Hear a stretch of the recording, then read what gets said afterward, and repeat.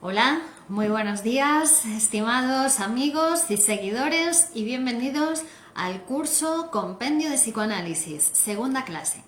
Vamos a dar unos minutos para que todos vosotros, participantes de este curso, os podáis sumar a este vídeo. Faltan breves instantes para el comienzo del curso y vamos a dar estos minutos para la recepción de los participantes. Buenos días, bienvenidos. Estamos a punto de comenzar la segunda clase del curso online de psicoanálisis, Compendio de Psicoanálisis. Buenos días, Polas. Buenos días, MD Sarful. Buenos días, Gilur Rahman. Gracias por compartir. Buenos días. Buenos días. Gracias por compartir. Si somos más, podemos ser mejores. Buenos días.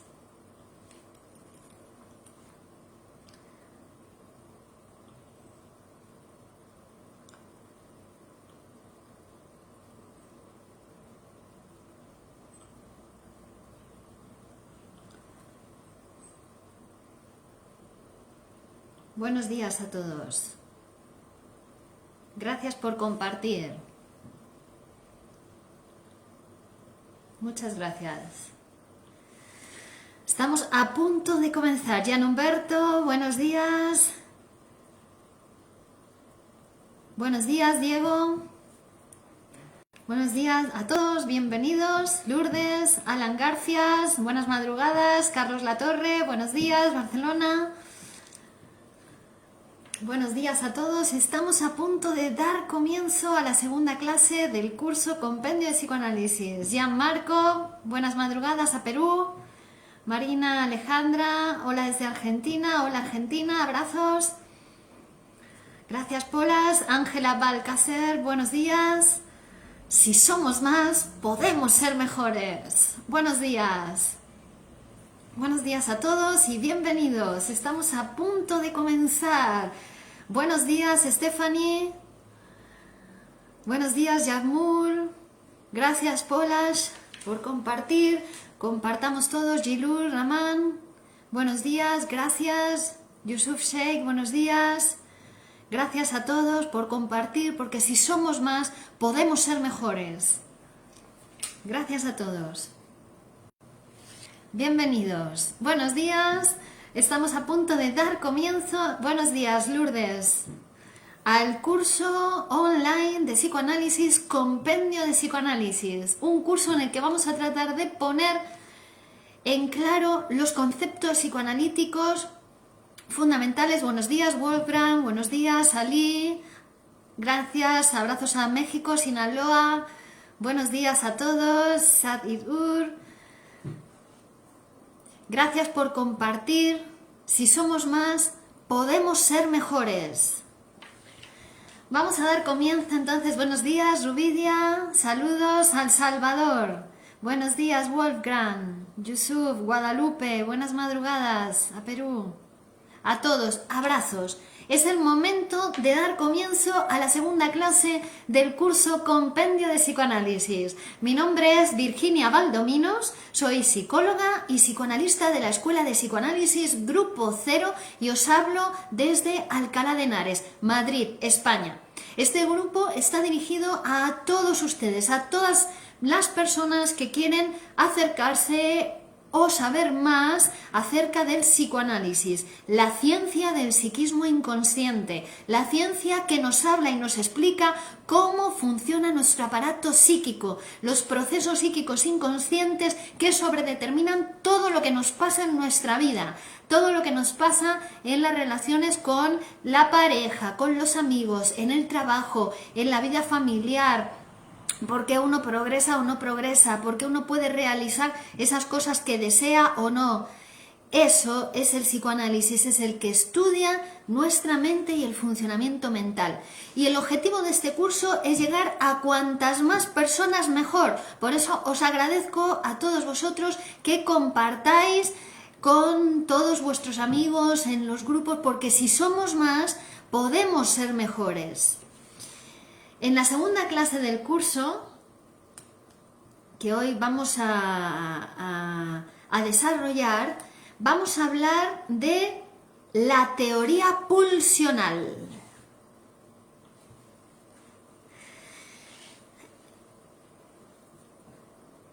El poderío del ello, de esa instancia, ese sistema del aparato psíquico del que habíamos hablado en la clase pasada, expresa el verdadero propósito vital del organismo individual. ¿Cuál es este propósito vital del ello? Satisfacer los impulsos instintivos o necesidades innatas del sujeto. Pero no podemos atribuir al ello un propósito como el de mantenerse vivo y protegerse de los peligros por medio de la angustia. Quien va a desempeñar esa función en el aparato psíquico va a ser esa instancia, región del aparato que denominamos yo. El yo va a ser el que da la señal de la angustia para que el aparato, para que el sujeto tome medidas para protegerse de los peligros. Hola Mariela, buenos días. Peligros tanto exteriores como interiores. Y además el yo, entre su misión se encuentra buscar la forma de satisfacción para el aparato psíquico que sea más favorable y menos peligrosa para el sujeto.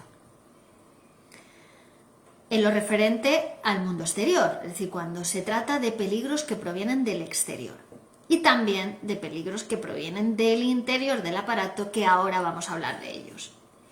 El superyo, a su vez, puede plantear nuevas funciones al aparato, pero su función principal va a seguir siendo la restricción de las satisfacciones de los impulsos instintivos provenientes del ello, puesto que eso traería consecuencias nefastas para el aparato psíquico. Y el superyo plantea, significa, expresa, representa las restricciones morales dentro de nuestro psique, de nuestra mente. Hola Mariela Mazanti.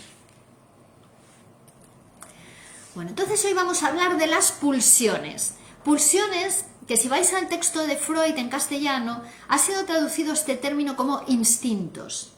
Pero no se trata, es una mala traducción, ya que en el ser humano no podemos hablar de instintos propiamente dichos como sí hablamos en los animales. Y de hecho, en la palabra que Freud utiliza cuando quiere referirse a los instintos es instinct. ¿Vale? Sin embargo, en este texto y cuando hablamos de la teoría pulsional, Freud no utiliza la palabra instinct, sino que utiliza la palabra trieb. Es decir, estamos hablando de pulsiones, no de instintos. Es muy importante esta diferenciación, porque la pulsión, cuando hablamos de pulsiones, queremos decir que nosotros no solo somos animales, que aunque hay una parte de animalidad muy importante en el ser humano, somos animales tocados por el lenguaje. Por eso no podemos hablar de instintos propiamente dichos, sino que el concepto que introduce Freud y que va a ser propiamente utilizado con una exactitud psicoanalítica precisa es el término pulsión. ¿Vale? La pulsión va a ser un concepto límite entre lo anímico y lo somático. ¿Esto qué quiere decir? Que nosotros separamos el cuerpo y la psique para poder estudiarlo, pero cuerpo y psique están unidos, que lo que pasa en nuestra mente va a tener efectos directos sobre nuestro cuerpo y a la vez también hay ciertos requerimientos que provienen del cuerpo que van a requerir de cierta cantidad de energía psíquica y de cierta participación de la energía psíquica del sujeto. Por eso el concepto de pulsión va a ser un representante psíquico de los estímulos procedentes del interior del cuerpo, Es decir, lo que pasa en nuestro cuerpo tiene también una representación en nuestro aparato anímico. María González, buenos días. En nuestro aparato psíquico, ¿vale? Eso que pasa en el cuerpo, pero que llega al alma, esos representantes tienen una exigencia de trabajo psíquico, le suponen a nuestro aparato psíquico una exigencia de trabajo, a consecuencia de que lo psíquico, lo anímico, el alma está conectada con el cuerpo. Y por eso Freud produce este concepto, pulsión. Denominamos pulsiones a las fuerzas que suponemos tras las tensiones causadas por la necesidad del ello. María Celeste, abrazos para Argentina. Entonces, el ello, esa región del aparato psíquico que decíamos que representa los impulsos instintivos dentro para nosotros, ¿no? que es una parte de nuestra mente, de nuestro aparato, va a producir tensiones en el aparato psíquico. Y esas tensiones van a suponer exigencias somáticas por parte de la vida, por parte del cuerpo a nuestra vida psíquica. Es decir, que nuestro cuerpo le exige a nuestra vida psíquica, le tensiona nuestra vida psíquica. ¿Vale? Bueno, estas tensiones tienen un carácter principalmente conservador, es decir, tratan de conservar la vida del sujeto. ¿Vale? Y tratan de aumentar la tensión necesaria para la vida, pero también de disminuirla cuando es necesario, también para mantener la vida. Por eso las pulsiones tienen un carácter de conservación de la vida. Es posible distinguir un número determinado. Miriam Orozco, buenos días, España. Hay un número determinado de pulsiones. De hecho, las pulsiones son parciales, como iremos viendo. Pero principalmente vamos a poder agrupar estas pulsiones en dos tipos fundamentales de pulsiones.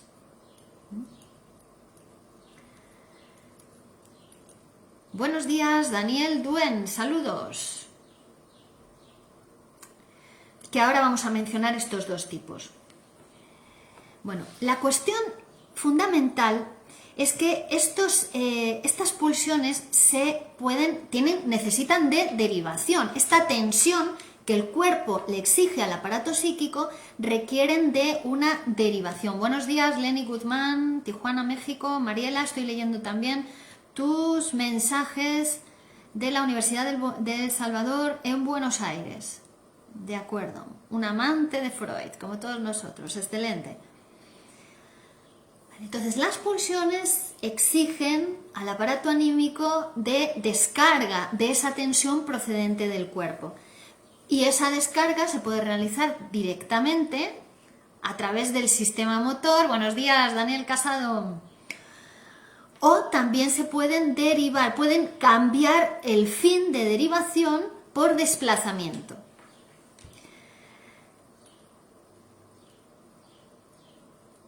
Bueno. Entonces vamos a hablar de esas dos pulsiones básicas y fundamentales que concluye Freud que van a existir y que van a estar determinando el funcionamiento del aparato psíquico. Mariela, muchas gracias, muy bien, porque si somos más, podemos ser mejores.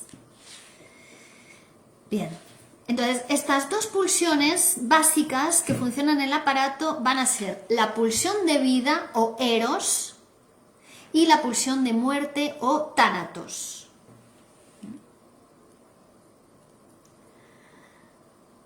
Bien, ambas van a trabajar para la vida. Pulsión de vida y pulsión de muerte van a trabajar para la vida. La pulsión de vida va a incluir tanto los instintos de autoconservación, todos aquellos impulsos instintivos que trabajan para mantener la vida del sujeto, como también los impulsos de conservación de la especie, es decir, todos aquellos impulsos instintivos sexuales que nos llevan a aparearnos, a unirnos a personas del sexo contrario para la procreación de la especie. Incluye esos dos tipos de instintos de autoconservación y también o pulsiones de autoconservación y pulsiones de conservación de la especie, como también por otra parte otra dicotomía, ¿no? Porque también va a incluir lo que serían el amor yoico, el narcisismo, el amor que es necesario para cuidar de la vida propia, ¿no? Uno pone la mano en el fuego y cuando se quema la quita, porque se ama, ¿no? Porque hay señal de dolor, y entonces aparecen también esos impulsos de cuidado personal. Bien, amor yoico y por otra parte amor objetal. Entonces estos cuatro forman parte de lo que sería la pulsión de vida. Impulsos de autoconservación, impulsos instintivos de conservación de la especie, amor yoico y amor al objeto, amor objetal. Exacto, ambas pulsiones, si bien son diferentes, como vamos a ver, se interrelacionan, tienen que ir siempre juntas, y cuando van juntas trabajan para la vida. El problema es cuando se separan, cuando se produce una difusión de las pulsiones. Ahí va a aparecer una problemática en el aparato que puede derivar en una enfermedad o en la muerte del sujeto. Pero siempre pulsión de muerte y pulsión de vida van unidas, se interrelacionan, se combinan y trabajan para la vida. El primero de estas, la pulsión de vida, persigue el fin de mantener y conservar unidades cada vez mayores. Es decir, la pulsión de vida es la que nos lleva a unirnos a otras personas. Por ejemplo, la que nos lleva a unirnos en este grupo hoy para realizar este curso. Eso es pulsión de vida. Lleva a la unión de los sujetos en unidades cada vez mayores, en parejas, en grupos, en familias, en sociedades, en asociaciones. Eso sería la pulsión de vida, ¿vale? Y si hablamos a nivel celular, pues también la pulsión de vida es la que lleva a las células de un organismo pluricelular a trabajar en conjunto para la conservación de la vida de ese organismo, ¿de acuerdo? Sin embargo, la pulsión de muerte lo que lleva es a la separación. Sería como la puntuación, la que lleva a esas unidades a separarse unas de otras.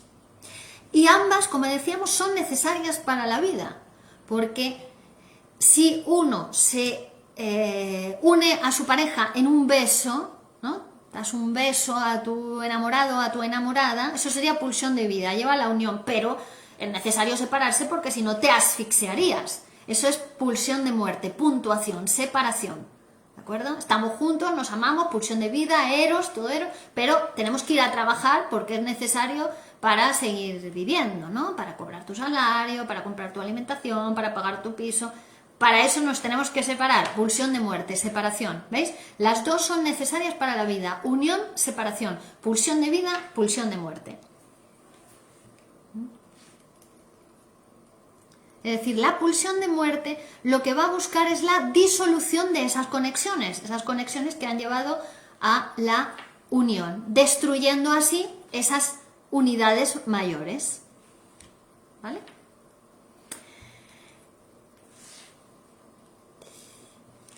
Si seguimos por esta línea, podemos llegar a la conclusión de que la pulsión de muerte, su fin último, es el de llevar al organismo a un estado anterior al de la vida, que sería al del estado inorgánico.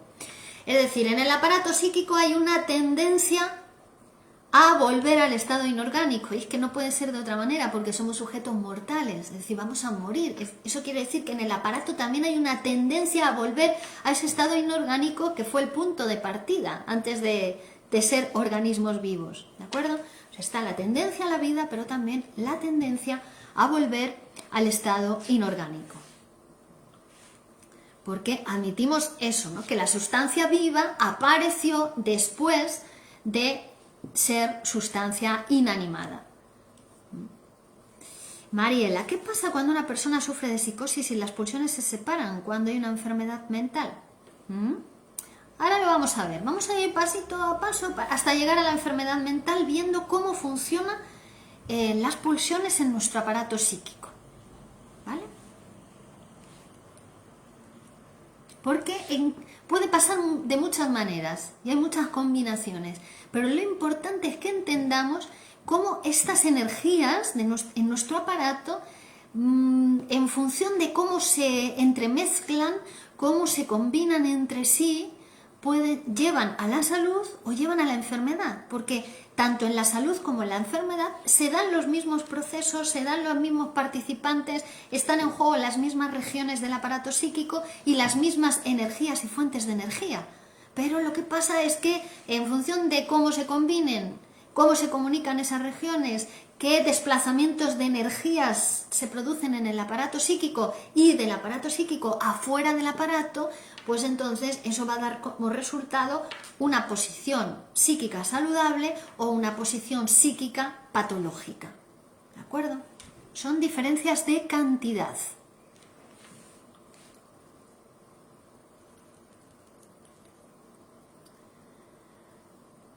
Bueno, entonces, pulsión de vida lleva a la unión, pulsión de muerte lleva a la separación y también a esa tendencia a volver a un estado inorgánico.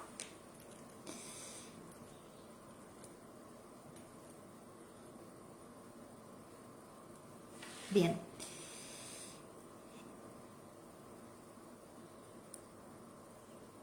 Ambas van a estar en juego siempre en todo acto con el que el sujeto, todo acto necesario para la vida. Por ejemplo, en el acto sexual, en el coito, va a ser necesario, está en juego la pulsión de vida, el eros, que es necesaria para fundirnos a la otra persona, pero también el instinto de destrucción, ¿vale?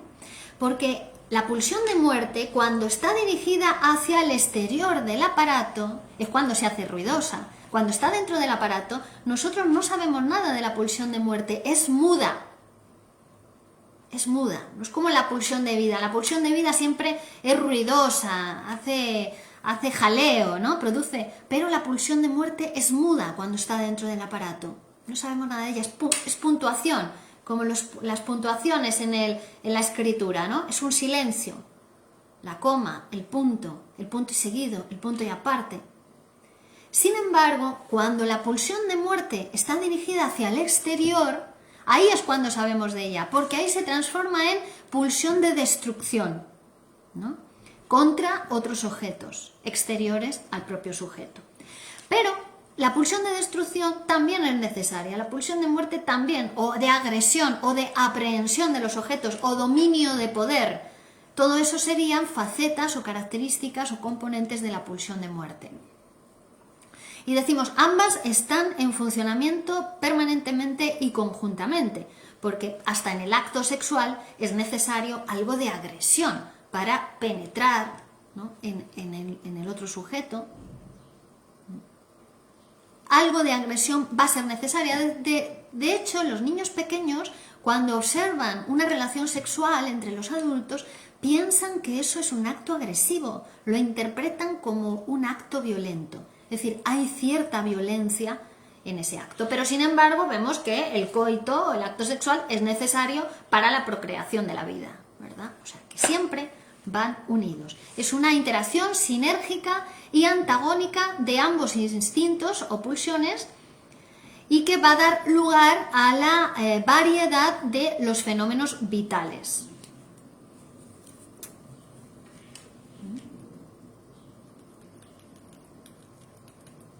La modificación de la proporción en que se fusionan estas dos pulsiones van a tener decisivas consecuencias para el aparato psíquico y para el sujeto. Por ejemplo, si hay un exceso de agresividad sexual, ese exceso de agresividad sexual puede llevar a convertir al amante en asesino. Mientras que una profunda atenuación del factor agresivo lo va a convertir en tímido o impotente. Buenos días, Carla Peredo desde Argentina. ¿Cuál sería la relación entre libido y pulsión? Bueno, la libido es pulsión de vida. Es eros. Es un órgano, la libido, con la que trabaja la pulsión de vida, el eros. ¿Vale?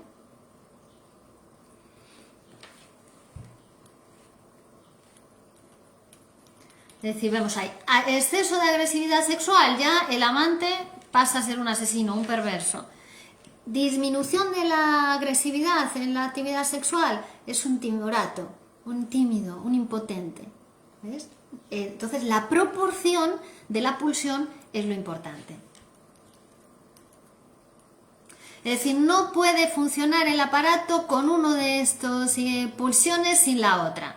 Es necesario que ambos se combinen. ¿Vale? Bueno, ¿y dónde se encuentran las pulsiones? Porque ahora nos podemos preguntar, ¿dónde están las pulsiones en el aparato psíquico? Bueno, pues las pulsiones están en todas partes. Somos sujetos pulsionales.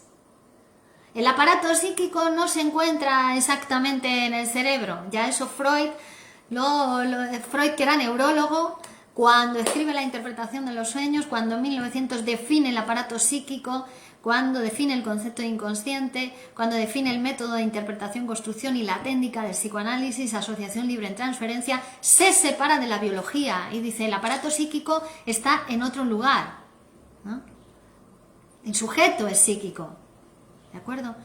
Entonces, las pulsiones están en todas partes del aparato que es el sujeto. Somos pulsionales, somos sujetos hechos de palabras. Nuestro cuerpo está hecho de palabras, ¿no?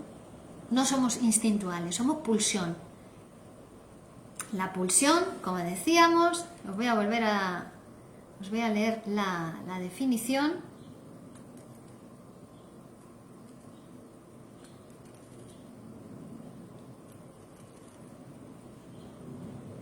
Es un concepto límite entre lo anímico y lo somático, es decir, entre el cuerpo y nuestro lenguaje y la palabra. Es un representante psíquico de los estímulos procedentes del interior del cuerpo que arriban al alma, como una cantidad de exigencia de trabajo impuesta a lo anímico como consecuencia de su conexión con lo somático, con el cuerpo. Quiere decir que tenemos cuerpo, ¿no? Que lo psíquico a veces tiende a negarlo, pero nuestro cuerpo está hecho de palabras. Vale.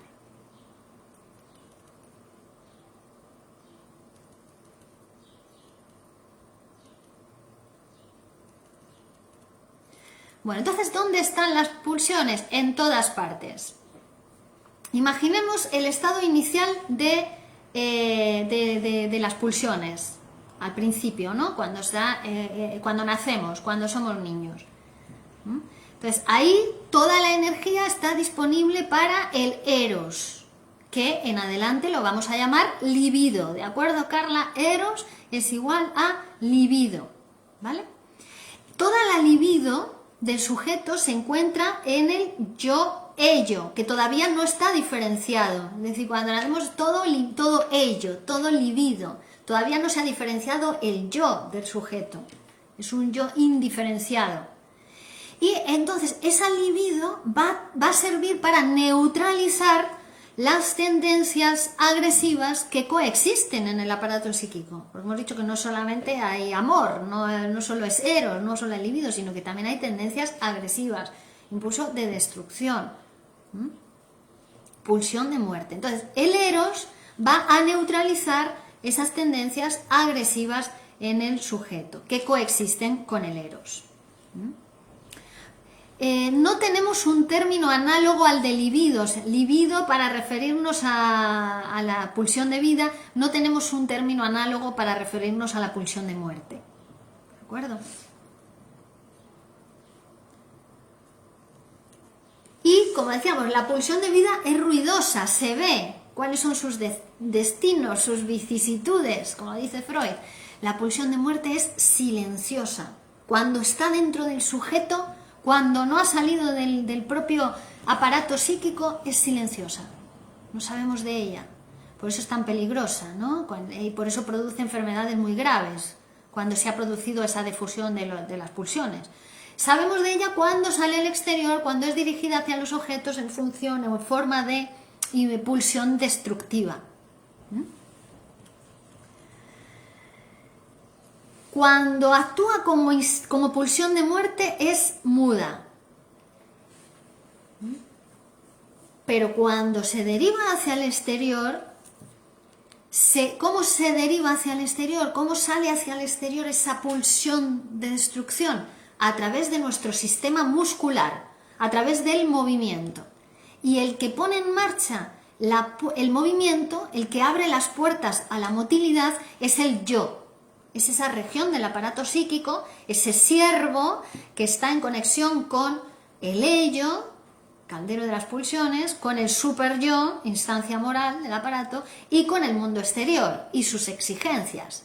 Entonces, el yo es el que decide si da paso al movimiento, a la motilidad, a la activación del sistema muscular o no. ¿De acuerdo? ¿Qué pasa cuando se separan las pulsiones?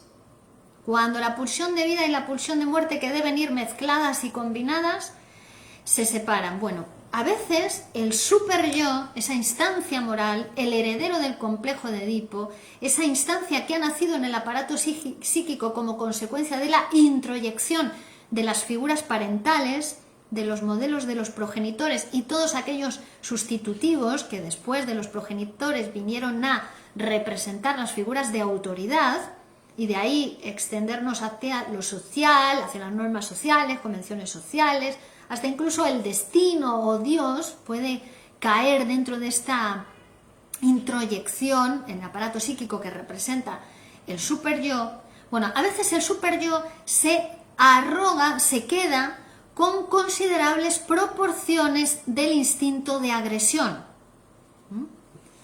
Y entonces esas grandes cantidades de pulsión de muerte, de instintos agresivos, se quedan fijadas en el interior del yo y actúan en forma autodestructiva, es decir, contra uno mismo, contra el propio sujeto. ¿De acuerdo? Y como podréis comprender, es uno de los peligros esenciales para la salud propia. Porque una gran cantidad de energía, de pulsión de muerte, esa que actúa silenciosamente, que además no nos damos cuenta de ella, del super yo contra el yo, fijada contra el yo, pues puede llevar al sujeto al desarrollo de graves enfermedades, como preguntabais hace unos instantes, graves, gravísimas, e incluso a la muerte, a la automutilación o a la autodestrucción del propio sujeto. Esto es uno de los peligros fundamentales en los que nos vamos a ver envueltos los sujetos psíquicos en nuestro desarrollo cultural. Porque la cultura, la civilización, nos lleva a realizar una tarea de contención, digamos, de esos impulsos, de esas pulsiones destructivas hacia el exterior. Y entonces, claro, aunque resulte paradójico, cuanto menos se ponen en el exterior esos impulsos destructivos, más se quedan en el interior del aparato, a no ser que, como vamos a ver, se desplacen los fines hacia otros fines más productivos socialmente y que también requieren de cierta agresividad, ¿no? De cierta violencia para participar en lo social, para salir al mundo, para transformar el mundo, etc. Siempre es necesario una cierta cantidad de agresión, de violencia, que unida a la pulsión de vida no es destructiva, sino que puede ser productiva. ¿Vale? ¿El superyo es quien mantiene las cargas energéticas y pulsiones más profundas? No. El caldero de las pulsiones es el ello, pero el que trabaja con ellas, el que decide qué se hace con ellas, el que da las señales de angustia o da el acceso a la motilidad es el yo. Es decir, el yo trabaja con las pulsiones del ello. ¿Vale? El super yo a veces se queda con una gran cantidad de pulsión que ha quedado, de pulsión de muerte que ha quedado separada de la pulsión de vida, y entonces es cuando el super yo se puede volver muy tiránico contra el yo, muy destructivo. Serían aquellos casos, estructuras patológicas donde, por ejemplo, la neurosis obsesiva, la melancolía, las neurosis más narcisistas, la psicosis también, donde el sujeto se ha quedado con una gran cantidad de energía pulsional que no deriva hacia el exterior, sino como su propio nombre indica, son más narcisistas, pero también, claro, es el yo, se propone como amor, como objeto de amor al super yo, pero también como objeto de castigo del super yo. Entonces ahí se producen graves conflictos psíquicos que derivan en muchos casos en graves enfermedades psíquicas o la muerte del sujeto. Por esa cuestión autodestructiva, ¿verdad? En general, contener la agresión es malsano y produce enfermedad. Produce la mortificación del sujeto, porque la agresión la dirige contra sí mismo. Una persona, por ejemplo, presa de un acceso de ira, suele demostrar cómo se lleva a cabo esa transición entre la agresividad contenida a la destrucción, a la autodestrucción, ¿no? Porque esa agresividad contenida se dirige contra la propia persona. Por ejemplo, cuando esas personas que se arrancan los cabellos o que se golpean, se autolesionan, se golpean la propia cara, ¿no? Siendo evidente que hubiera preferido aplicar ese castigo a otra persona.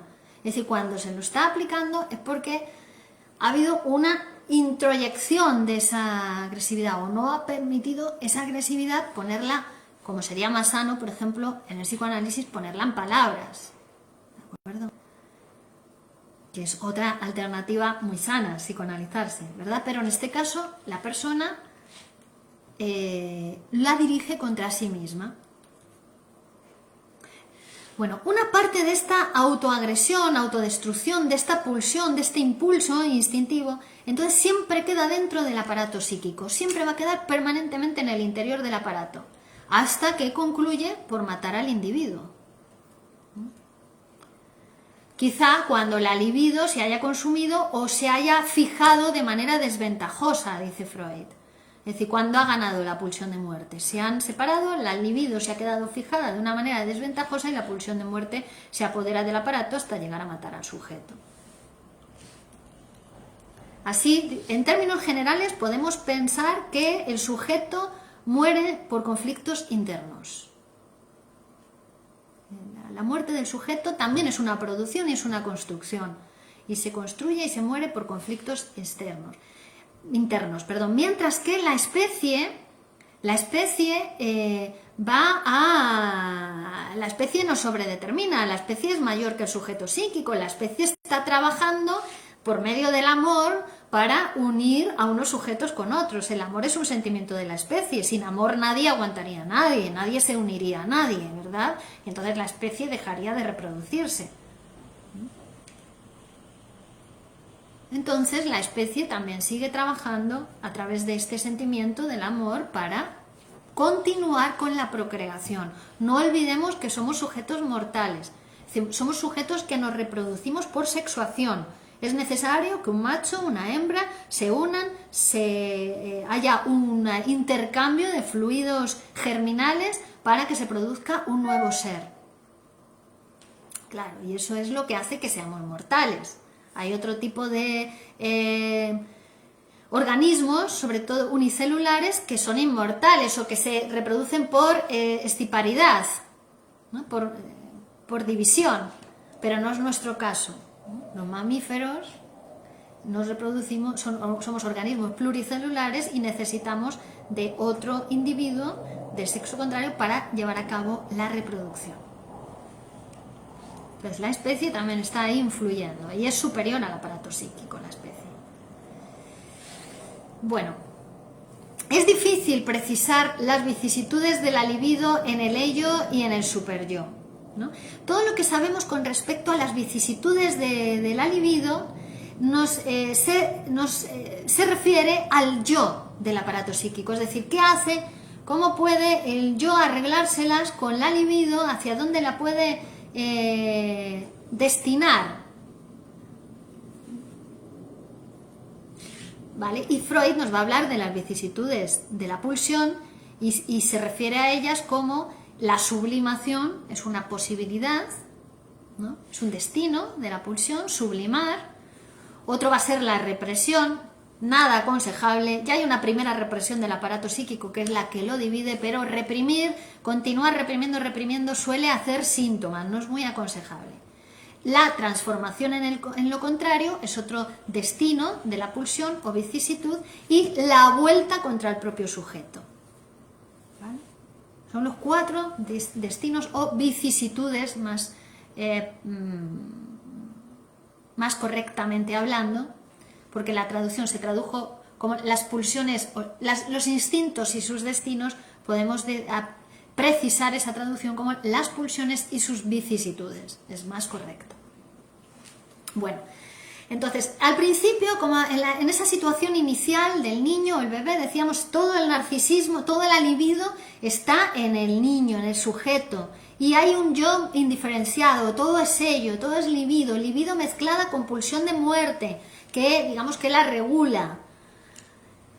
Y ahí podemos hablar de un estado de narcisismo primario o un estado de narcisismo absoluto, que es el estado inicial del aparato psíquico, donde el niño, el goce es autoerótico y después narcisista, ¿no? Incluso el niño se convierte en un objeto de juego para los papás. Toda la libido de todos está en torno a ese niño, ¿no? Es autoerótica y después narcisista, narcisismo primario. Y el narcisismo primario va a subsistir hasta que el yo del aparato empieza a catectizar las representaciones de los objetos con libido. ¿Qué significa catectizar? Empieza a embestir con su libido a los objetos, a revestir a los objetos de su libido. Ahí es cuando empieza a amar a los objetos. La pulsión tiene una forma circular, sale del sujeto, de las diferentes zonas erógenas, que iremos viendo a lo largo del curso, y rodea a los objetos y vuelve al yo. El yo toma la libido, entonces es excitado por parte de las diferentes zonas erógenas del cuerpo, boca, ano, ojos, ¿no? Siempre son zonas que tienen una estructura de borde, serían los agujeros del cuerpo, son los que van a excitar, digamos, el aparato psíquico. El yo va a tomar estas excitaciones provenientes del orgánico, del cuerpo, y el yo del sujeto es el que catectiza los objetos, o mejor dicho, las representaciones de los objetos, porque en el aparato psíquico no están los objetos, está su representación. Entonces, catectiza, rodea, reviste a esas representaciones de los objetos. Las representaciones son las palabras, ¿de acuerdo?, con su libido. Es decir, empieza a convertir la libido narcisista, la libido que hasta ese momento estaba solamente rodeando al yo, solo se amaba a sí mismo el niño, empieza a amar otros objetos, empieza a amar a mamá, empieza a amar a papá, empieza a amar a los hermanitos. Siempre empieza siendo, hola Antonio Aguilar, siempre empieza siendo una cuestión narcisista, es decir, ama a los otros en función de que los otros le proporcionan algún placer, alguna satisfacción de sus necesidades, ¿no? Siempre es una cosa narcisista. Ahí aprende a amar a los otros, va catectizando con su libido a los objetos. Es decir, convirtiendo su libido narcisista en libido objetal. Y durante toda la vida, hola Argentina, abrazos Alicia, durante toda la vida va a ser el yo el que sigue siendo el gran reservorio de las pulsiones, ¿de acuerdo?, del cual emanan, del yo, van a partir las catexis libidinales hacia los objetos. Y después, en esa vuelta, en ese movimiento circular que hace la pulsión, es decir, que sale del yo, rodea a los objetos, vuelve después al yo. Es un movimiento pulsional circular, de retorno. Sale del objeto, perdón, del sujeto, sale del sujeto, del yo, rodea los objetos y vuelve al yo. Y en ese rodeo del objeto y vuelta al yo, ahí se gana energía. Ahí la energía psíquica se multiplica. Por eso es importante salir de uno mismo, poner la energía psíquica en el mundo, en lo social, en los otros, porque ahí ganamos energía. Si la energía se queda en el aparato psíquico, se estanca, ¿no? Se estanca, se pudre, produce enfermedad, produce trastorno, ¿no? Es libido narcisista, no hay movimiento, no se mueve con ella. Claro, para que se quede en el aparato es porque el sujeto se ha identificado con el objeto o porque ha revestido su yo de esa energía y es un narcisismo exacerbado, ¿no? El narcisismo surge en la infancia. El narcisismo diríamos que es el primer estado, aunque después Freud va a decir que siempre es secundario, porque si fuese un narcisismo primario no saldríamos nunca de nosotros, ¿no? Y el sujeto psíquico tiene que hacerse social para sobrevivir. Por tanto, va a haber también una tendencia, siempre una necesidad a interactuar con los objetos, con los otros, ¿vale? Pero sí, el primer estado es narcisista. El primer estado del organismo es narcisista. El niño necesita todo para él, es egoísta. Pide, y todo el mundo le da porque necesita, no puede valerse por sí mismo, necesita de los otros. Después, cuando uno va creciendo, tiene que aprender, ¿no?, a relacionarse con los otros, con el mundo, separarse de los padres, y a medida que va creciendo psíquica y físicamente y socialmente, va produciéndose esa transición desde el solamente recibir al también dar al mundo, ¿no? Dar para recibir, o dar para dar, porque dar también te aporta energía, ¿de acuerdo? Hay personas que no puedan hacer esa transición y toda la vida se quedan en esa posición de recibir de los otros, de recibir, posición narcisista.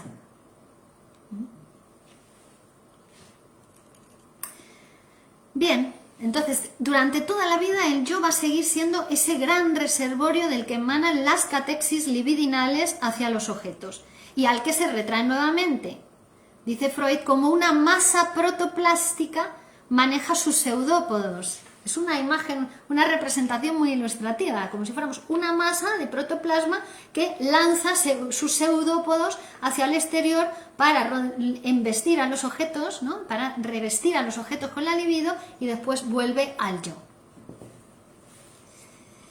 Solamente en el estado de pleno enamoramiento, ese enamoramiento cuando te enamoras de alguien y lo pones en un pedestal y es la persona mejor del mundo y no hay nadie mejor, bueno, solamente en ese estado el contingente principal de la libido es transferido al objeto. Es decir, es como si toda la carga o una gran carga, la mayor carga de la libido, del amor, del eros, se pone en el objeto, ¿no? Se quita del sujeto, se quita del yo.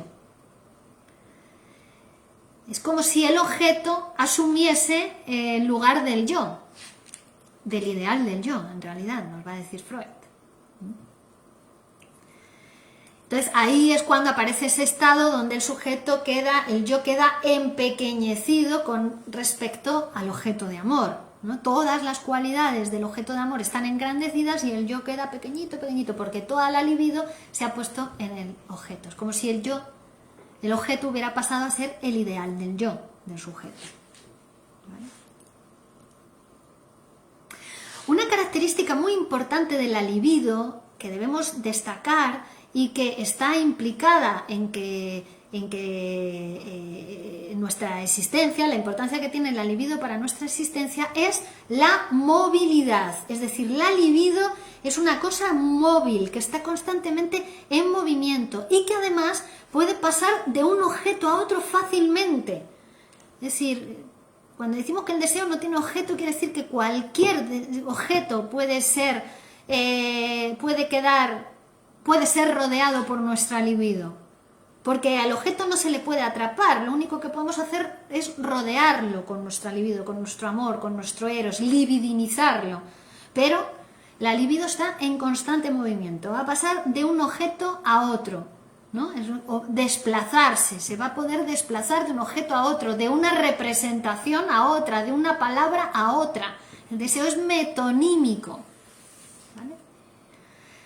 Claro, pero en contra de esto, a veces también observamos que pasan algo que llamamos fijación. A veces, por ciertas razones o motivos, la libido se queda fijada a un objeto. Es decir, le cuesta separarse de ese objeto. Y a veces puede persistir fijada a ese objeto durante toda la vida. Son aquellos casos, por ejemplo, de personas cuya libido ha quedado fijada quizá en la fantasía, pero a la representación de la madre, a la representación del padre, y no lo pueden separar de ahí, no pueden enamorarse de otras personas, no pueden tener relaciones sexuales con otras personas, porque en su fantasía la libido está fijada a esas representaciones incestuosas de los progenitores, ¿no? O el caso de la melancolía, fijaos, es un caso de fijación patológica, porque el deprimido lo que no puede es aceptar la pérdida de un objeto, aceptar la separación de un objeto perdido. Y para no separarse de él, porque su libido está fijada a ese objeto, que generalmente es un objeto que tiene que ver con lo imaginario, ¿no? Es decir, que no es un objeto real el que se ha perdido.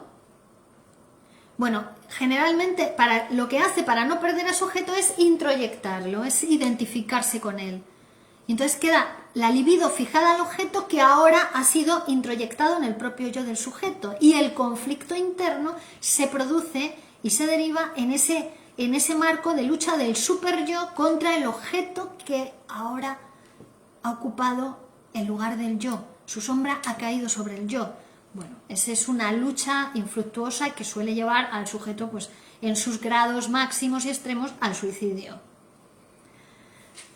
Alan pregunta, ¿existe el límite de energía libidinal para poder revestir objetos de nuestro entorno? Y si la respuesta es no, ¿existen niveles en las personas con respecto a esta energía? Es decir, hay personas que necesitan estar desplazando más energía que otras para satisfacer la pulsión libidinal. Digamos que es constante la energía, la pulsión es una fuerza constante, es una exigencia constante, no es una exigencia que sube, que baja, no, es una fuerza constante. Y cada persona tiene su energía, eso se ve, ¿no? Hay personas que son su pulsión es muy fuerte y otras personas que su pulsión es más débil, ¿vale? Pero es una fuerza constante. Y la pulsión, pues le va a llevar a la persona, es como una forma, ¿no? Una forma, un modo, un pulso, ¿no? Una energía que le hace actuar de esa manera en diferentes campos de la vida. Su pulsión es muy fuerte, dice, ¿no? Cuando se pone en una actividad, ¡buah!, arrasa, por ejemplo, ¿no? Y otras personas tienen una pulsión más débil. Pero la pulsión siempre pide movimiento, movimiento, movimiento. A no ser que quede fijada, como hemos dicho, que se introyecte o quede en el yo. Cuando la libido se fija en el objeto, ¿qué pasan con esas pulsiones? Pues como decíamos, es bastante peligroso y puede dar lugar a enfermedades. Hay un estancamiento libidinal. La libido queda en el yo, pero también la pulsión de muerte queda en el yo. Y ahí se produce toda esa... El sujeto solo se ama a sí mismo, o a sí mismo identificado con el objeto perdido, ¿no? Y el super yo se queda con la pulsión de muerte y ataca al yo, identificado con el objeto perdido. La pulsión no se puede parar, es una fuerza constante. Cuando no está puesta en el mundo, en la actividad, en lo social, en el progreso, en la sexualidad, ¿no? Está puesta en una sexualidad pero patológica. Está vuelta contra el sujeto. Y hace síntomas, generalmente. Produce enfermedad. Se reprimen y quedan en el yo manifestándose como síntoma, exactamente. La represión lleva a la expresión de la pulsión, pues como pueda, por otros caminos, por otras vías alternativas, que generalmente son la de producción de síntomas. ¿Vale?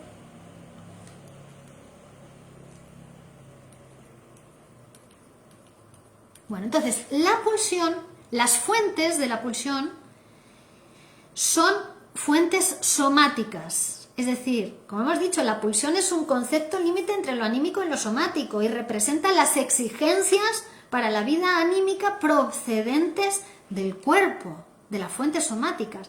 ¿Cuáles son las fuentes somáticas? Pues son distintos órganos, distintas partes del cuerpo que producen lo que llamamos excitaciones sexuales, ¿no? Demanda de actividad por parte del aparato anímico, excitaciones sexuales. Esas partes del cuerpo, esas partes somáticas que dan origen a la libido, se conocen con el nombre de zonas erógenas, ¿vale?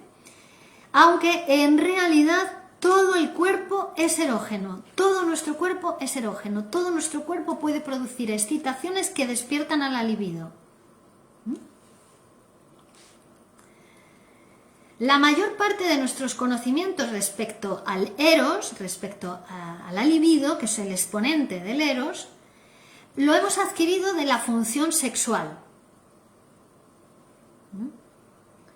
Que digamos que popularmente lo que es la función sexual coincide con el eros, aunque nosotros no es tan exactamente así, ¿no? Sino que es la sexualidad, está la sexualidad, pero también decíamos que está puntuada por la pulsión de muerte, porque si no sería muerte seguro todo eros, ¿no? Bueno.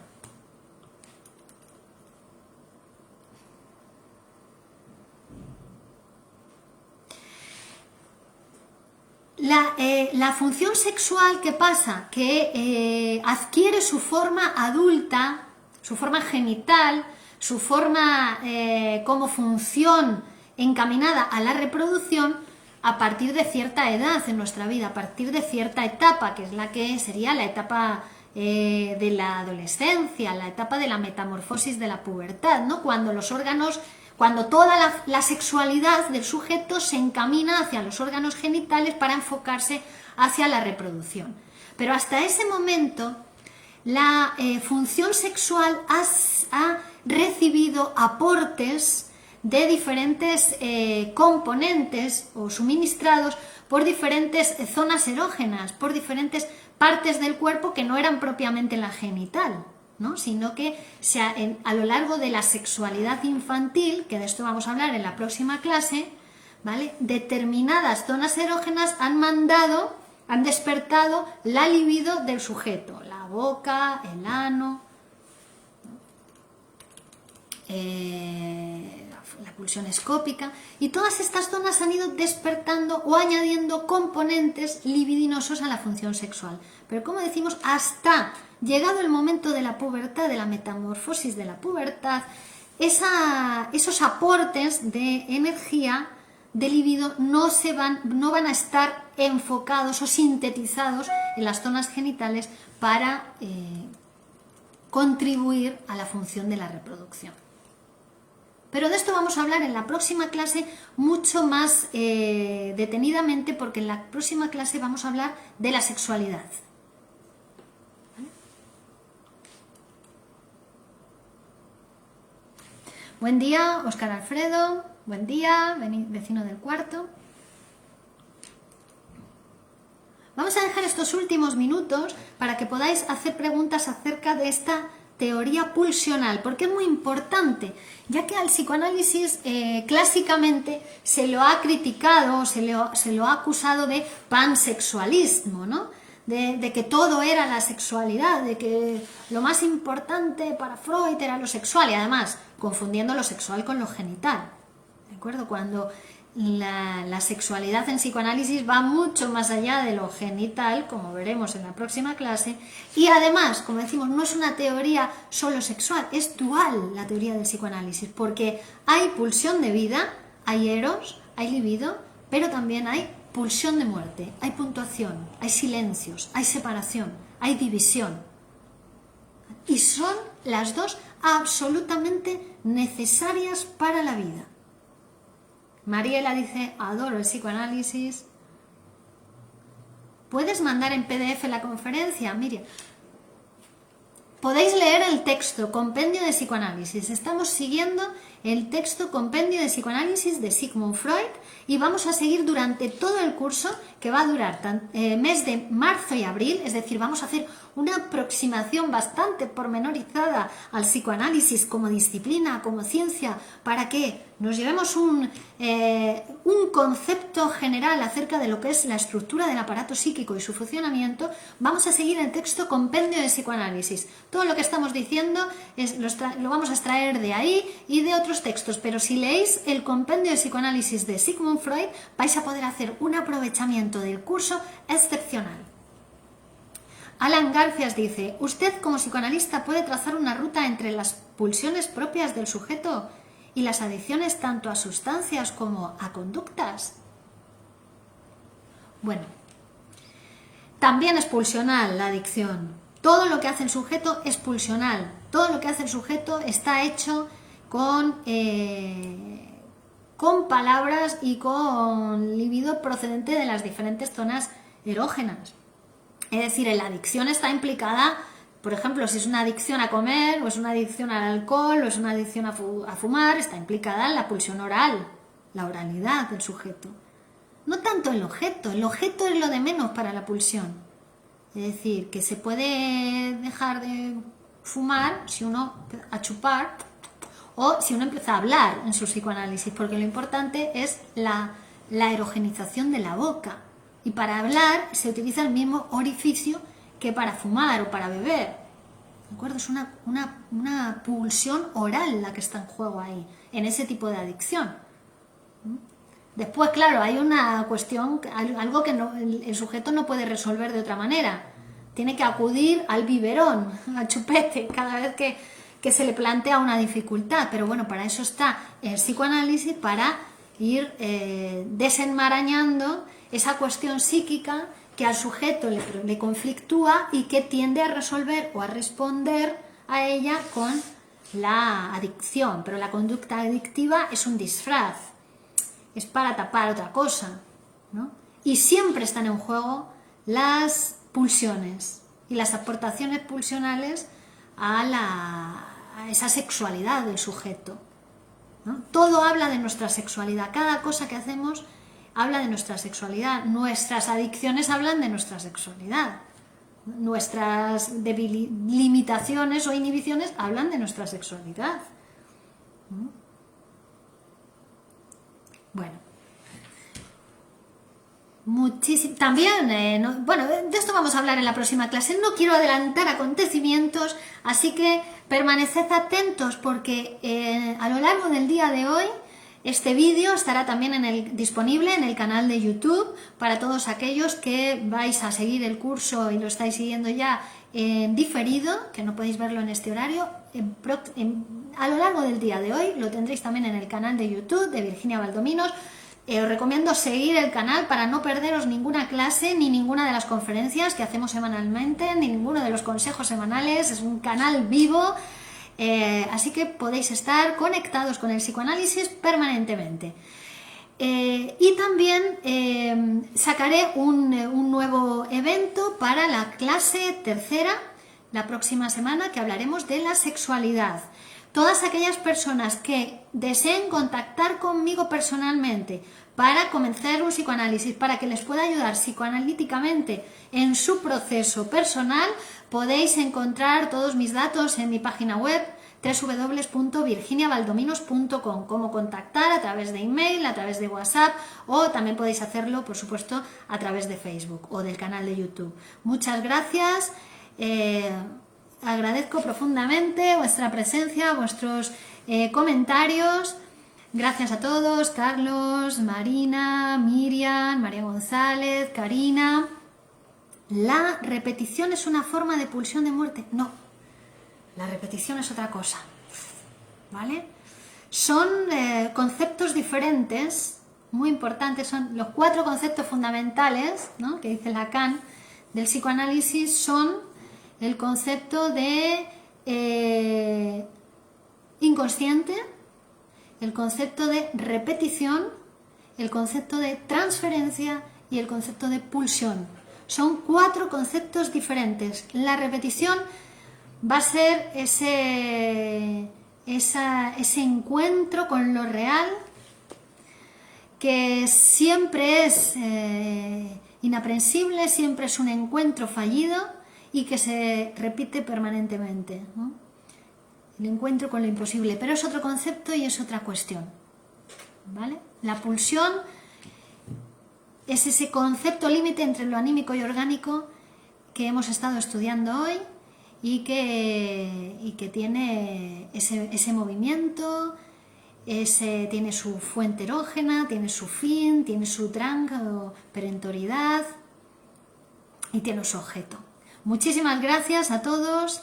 Gracias, gracias, gracias. La excelencia la hacemos entre todos, porque si somos más, podemos ser mejores. Así que hasta la próxima clase, os envío abrazos y no dejéis de contactar conmigo si deseáis que os ayude personalmente. Gracias a todos, abrazos y hasta la próxima clase. Saludos. Buena semana.